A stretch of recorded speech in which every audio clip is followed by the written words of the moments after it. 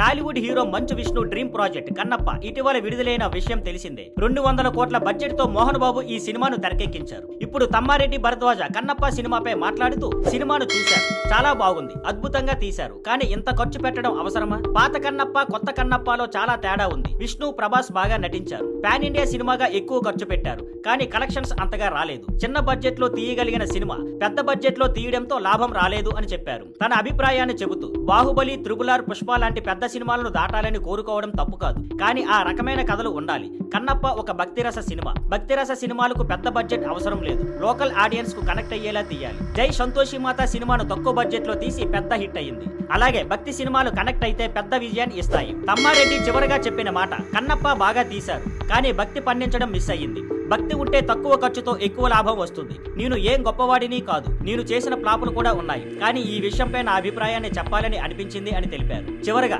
తక్కువ బడ్జెట్ లో భక్తి సినిమాలను తీశాక ఆడియన్స్ కి కనెక్ట్ అయితే పెద్ద విజయాలు సాధించవచ్చని తమ్మారెడ్డి భావించారు. కన్నప్పలో భక్తి పండించి ఉంటే ఇంకా బాగుండేదని అన్నారు. Thank you for watching. Please like, share and subscribe.